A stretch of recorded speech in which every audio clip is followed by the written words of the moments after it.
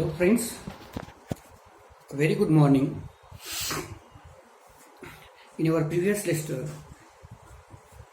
we were trying to understand, we were trying to learn deep meaning of mind mapping. मागच्या लेक्चरला आपण mind mapping बद्दलचं थोडक्यात माहिती घेतली होती. पेज नंबर 142 वर आपण वाचून केलं होतं की एखादी गोष्ट जी असते, एखादा विषय असेल, एखादी कलात्मकता असेल आपल्या अंगातली, ती थोडक्यात मांडणे एखाद्या आकृतीद्वारे म्हणा, आपण विविध शेपद्वारे, ॲरोद्वारे किंवा लाईन्सद्वारे किंवा मग कनेक्टर्स असतील, बलून्स असतील किंवा बॉक्सेस असतील, यांच्याद्वारे आपण काल ती पाहिली, ती मांडणे त्याला म्हणतात क्रिएटिव्हिटी किंवा माइंड मॅपिंग. याच्याबद्दल आपण थोडक्यात माहिती घेतली होती, अर्धा भाग बाकी होता. असो, 142 पेज नंबर पाहता या ठिकाणी एक दाखला दिला आहे त्यांनी जिलियन लेन यांचा. मित्रांनो, I will read. As evidence of how school kill creativity, Robinson साइज the example of a young girl. या ठिकाणी का लहान मुलीचं उदाहरण दिले त्यांनी, called Gillian Lynne, who at the age of 8, ती जिलियन लेन नावाची मुलगी, ती 8 वर्ष वयाची असताना was already viewed as a problem student. थोडक्यात ती काय होती, एक प्रॉब्लेम स्टुडंट होती. आता प्रॉब्लेम म्हणजे थोडक्यात अभ्यासात लक्ष लागत नव्हतं किंवा आपण तिला म्हणू विचित्र वागणारी म्हणून, अशी ती एक मुलगी होती.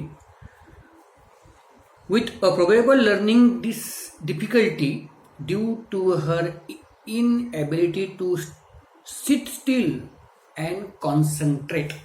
थोडक्यात तिच्यात एक लॅकिंग गोष्ट होती की ती एका ठिकाणी बसत नव्हती, एखाद्या विशिष्ट विषयावर ती कॉन्सन्ट्रेट करत नव्हती. When her mother sought a medical explanation for Jillian's constant fidgeting, तिने तिला डॉक्टरांकडे विचारणा केली की ती अशी कुजबूज चुडबुड का करते, स्तब्ध का राहत नाही, एखाद्या गोष्टीवर कॉन्सन्ट्रेट का करत नाही. द डॉक्टर सजेस्टेड, डॉक्टरांनी त्यांना सुचवलं, दे स्पीक प्रायव्हेटली, ते प्रायव्हेट तिच्याशी बोलतील. As the two adults got up to leave, the doctor turned on the radio. आणि मग त्यांचे काही संवाद झाल्यावर, त्या पालकांचा तिच्याशी संवाद झाल्यावर त्यांनी सांगितलं की तिला left alone in a music filled room, तिला एका म्युझिक फील्ड रूममध्ये एकटी सोडून द्या. Young Gillian began to dance. आणि तसं झाल्यावर, एकटं सोडल्यावर ती काय करते, त्या म्युझिक फील्ड ज्या ठिकाणी संगीत चालू असतं त्या ठिकाणी ती काय करते, डान्स करायला लागते. Observing her through the window, आणि तिला पाहत होते ते विंडोद्वारे, विंडो म्हणजे खिडकीमधून. The doctor turn to her mother, doctor तिच्या आईकडे जातात, म्हणतात, जिलियन्स नॉट सिक, ती आजारी नाही. He said she is a dancer, ती आजारी नाही तर ती चांगली काय आहे, एक डान्सर आहे, नर्तक आहे. Today at the age of 92, आणि आज जवळपास 92 वर्षाची ती Gillian can look back on a long career in बॅटल dance and musical theatre which saw her become one of the world's most successful choreographers. आणि आज ती जगातील एक सक्सेसफुल कोरिओग्राफर म्हणून नावाजलेली आहे. With hits like Andrew Lloyd Webber's Cats and Phantom of the opera among her many achievements, तिने भरपूर असे काही असाध्य गोष्टी साध्य केल्या त्या क्षेत्रामध्ये. कोणत्या क्षेत्रात, डान्स या क्षेत्रात. Yet her schools had all but returned her off. आणि त्या शाळेने तिला ठेवलं नव्हतं, शाळा तिला रिजेक्ट करायची, पण तिच्यात किती कला त्यांनी शोधून काढली. Of mistaking her extraordinary talent for some form of behavioural problem or cognitive impairment. थोडक्यात त्यांना तिच्यात जो प्रॉब्लेम होता, ती चुळबुळ करायची, कॉन्सन्ट्रेट करत नव्हती, तर तिच्यातला तो एक्स्ट्रा ऑर्डिनरी जो गुण होता तो शाळेला दिसला नाही, डॉक्टरांना दिसला आणि त्यांनी प्रकारे तिच्यात तो गुण पाहिला. फ्रेंड्स, आता त्या पेजवर त्यांनी काही जिलियन लेनचे थोडक्यात एक मॅपिंग दिली आहे पहा या ठिकाणी, जेल लिनिंगचं. आणि मग पहा त्यांनी थोडक्यात young girl 8 years of age problem student पहिला मुद्दा होता. नंतर मग inability to sit still and concentrate दुसरा मुद्दा त्यांनी तयार केला. तिसरा मुद्दा मेडिकल एक्सप्लेनेशन, तिच्याबद्दल काय होतं मेडिकल एक्सप्लेनेशन आलं. चौथा मुद्दा doctor turn on the radio Gillian alone began to dance. नंतर पुढचा मुद्दा डॉक्टर म्हटले not sick but a dancer. आणि शेवटचा मुद्दा career at the musical theatre in ballet dance was most successful choreographer. School ignored her extraordinary talent. Okay, अशा प्रकारे आपण एखाद्या गोष्टीबद्दल माहिती थोडक्यात इन शॉर्टली देऊ शकतो. हे आहे थोडक्यात mind mapping, skill developing. A huge amount of research on skill acquisition has found that the skill developed by training and practice are very rarely generalized to other areas and are in fact very closely related to the specific training. त्यासाठी एक specific ट्रेनिंगची आवश्यकता आहे किंवा एक सरावाची आवश्यकता आहे. Skill ती डेव्हलप करायची असेल तर माइंड मॅपिंगसारख्या गोष्टी. It is certainly unuseful and probably wrong, therefore, to talk about critical thinking skill. थोडक्यात ती क्रिटिकल थिंकिंग स्किल नाही. Critical thinking is an important part of most discipline. Critical म्हणजे आपण थोडक्यात उपहासात्मक एखाद्या गोष्टीबद्दल लिखाण करतो किंवा त्याच्यावर माइंड मॅपिंग करतो, तसं नाही. And if you ask disciplinary expert to describe what they mean by critical thinking, you may well find considerable similarity in the responses of mathematicians and historians. मग प्रत्येक विषयाबाबतीत ते तसं घडत नाही, कारण मॅथमॅटिशियन्स जे आहे त्यांचे नियम हे 100% बरोबर असतात. हिस्टोरियन्सची गोष्टी काही अगदी तंतोतंत असतात, त्या ॲक्युरेटच द्याव्या लागतात. The temptation is taken to think that they are describing the same thing but they are not.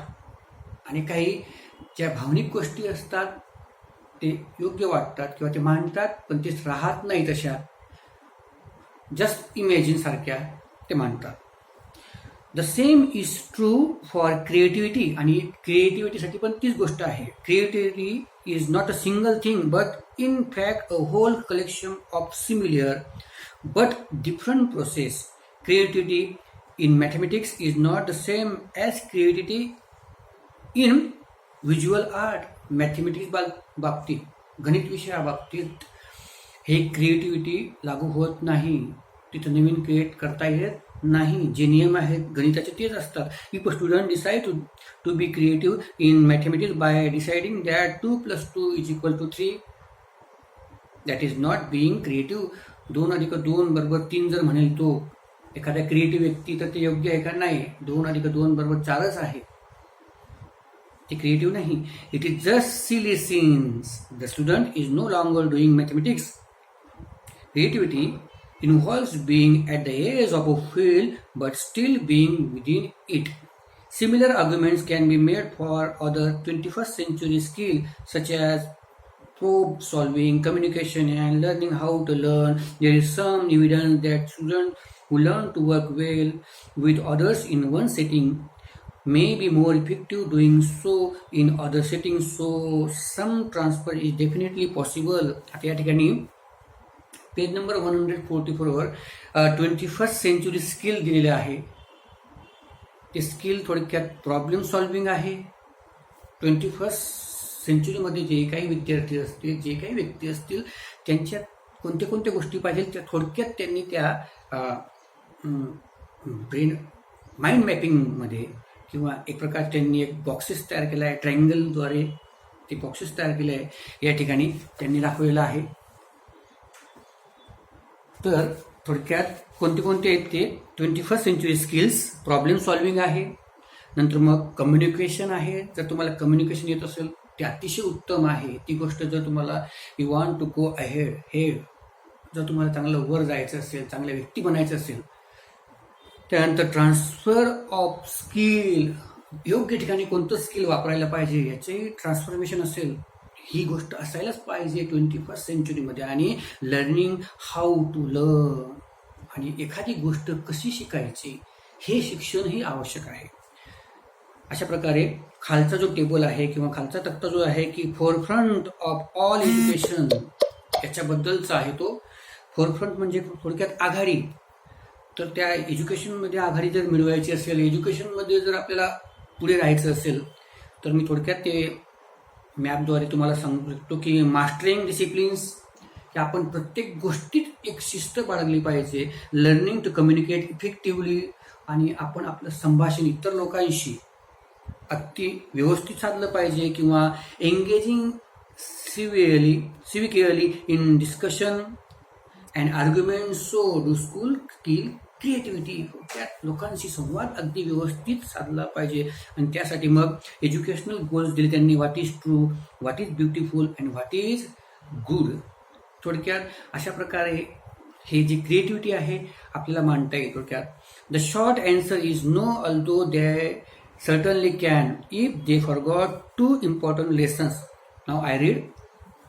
First, that if the maximum number of children are to be given the greatest possible chance of realizing their creative potential, schools need to provide rich and broad curriculum that includes the so-called creativity subject, that they are the visual and performing arts.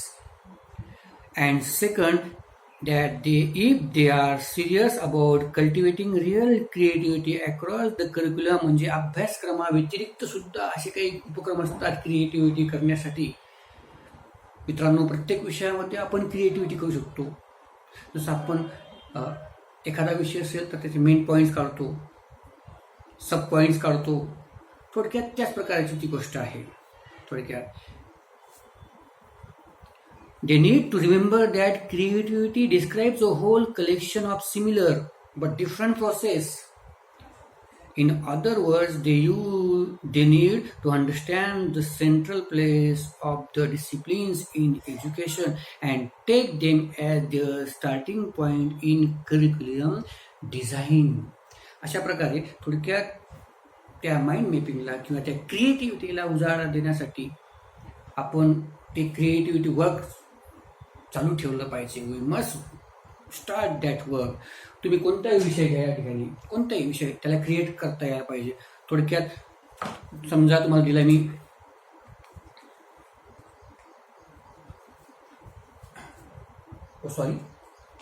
Your daily work. थोडक्यात मित्रांनो,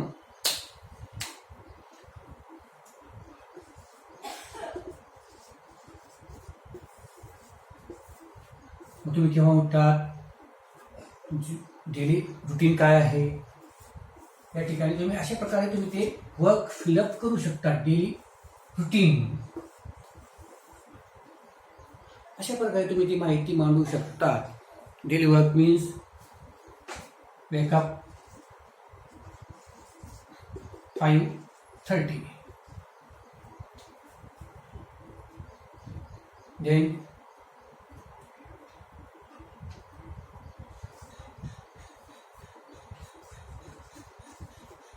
size,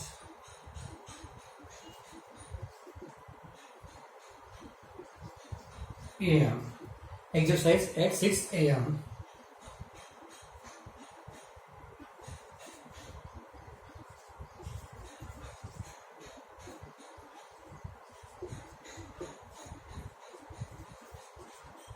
Take a meal at 12 o'clock.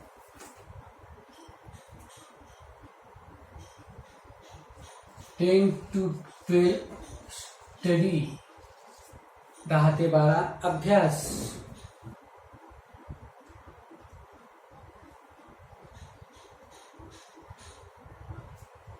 1 to 5 deep